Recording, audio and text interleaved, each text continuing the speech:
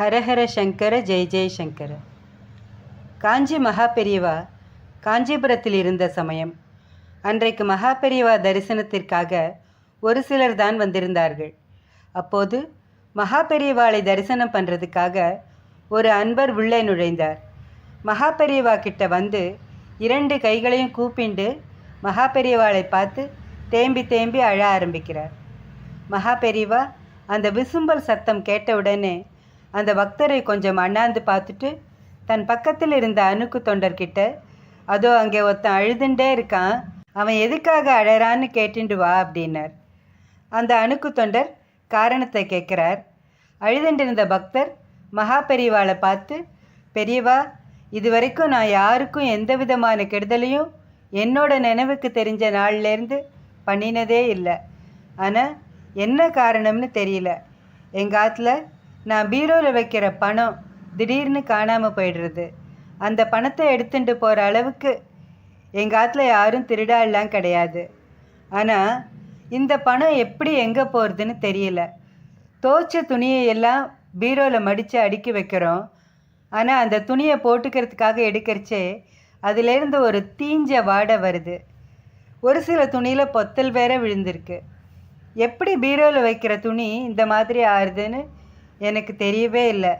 இந்த மாதிரி 1-2 சம்பவங்கள் நடக்கிறதுனால மனசில் நிம்மதியே இல்லை பெரியவா. இதுக்கு என்ன காரணம்னு எனக்கு தெரியல. பெரியவா தான் எனக்கு ஒரு தீர்வை சொல்லணும்னார்.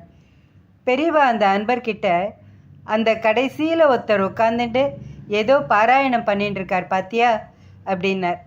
உடனே அழுதுன்னு திரும்பி பார்த்துட்டு, ஆமாம் பெரியவா, ஒருத்தர் உட்காந்துட்டு பாராயணம் பண்ணிட்டு இருக்காருன்னார். அவர்கிட்ட போய் அவர் என்ன பாராயணம் பண்ணுறாருன்னு கேட்டுண்டு வார்னார்.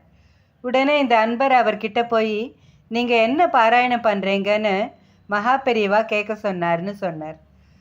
உடனே அவர் பாராயணத்தை ஒரு நிமிஷம் நிறுத்திட்டு, நான் லலிதா சஹஸ்ரநாமம் பாராயணம் பண்ணிட்டுருக்கேன் அப்படின்னு சொன்னார்.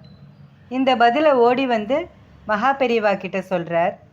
மகாபெரியவா அந்த அழுதுன்றிருந்த நபரை பார்த்து, அதுதான் உன்னோட பிரச்சனைக்கு தீர்வு. நாளையிலேருந்து நீயும் உன்னோட மனைவியும் ஸ்நானம் பண்ணி முடித்த உடனே பூஜை ரூமுக்கு வந்து அம்பாள் படத்துக்கு முன்னாடி உக்காந்துட்டு 2 பேரும் சேர்ந்து சஹஸ்ரநாமம் பாராயணம் பண்ணுங்கோன்னு சொல்லிட்டு பிரசாதம் கொடுத்து அனுப்பி வச்சார். ஒரு வாரம் கழித்து மகாபெரியவாளை தரிசனம் பண்ணுறதுக்காக அந்த அன்பர் மனைவியோடு வந்திருந்தார். பெரியவாளுக்கு நமஸ்காரம் பண்ணினார். அவரோட முகத்தில் ஆனந்த பரவசம் தாண்டவமாடித்து, எப்படி இருக்குன்னு பெரியவா புன்னகையோடு கேட்டார். எல்லாம் உங்களோட அனுகிரகம்தான் பெரியவா அப்படின்னார். சஹஸ்ரநாமம் பாராயணத்துக்கு அப்படி ஒரு பலன் இருக்குது. எந்த விதமான தீய சக்திகளாலேயும் நம்மளை நெருங்கவே முடியாது. இதை பாராயணம் பண்ண முடியலன்னா யாராவது பாராயணம் பண்ணுறவாளை நம்ம வீட்டுக்கு அழைச்சிட்டு வந்து பாராயணம் பண்ண சொல்லலாம். அதுவும் நம்மளால் முடியலன்னா கோவிலில் லலிதா சஹஸ்ரநாமம் பாராயணம் பண்ணுறச்சே அந்த இடத்துல உட்காந்துட்டு இந்த பாராயணத்தை கேட்கலாம். அம்பாளோட ஆசீர்வாதம் நிச்சயம் எல்லாருக்கும் கிடைக்கும். ஹரஹர சங்கர ஜெய ஜெயசங்கர. காஞ்சி சங்கர காமகோட்டி சங்கர.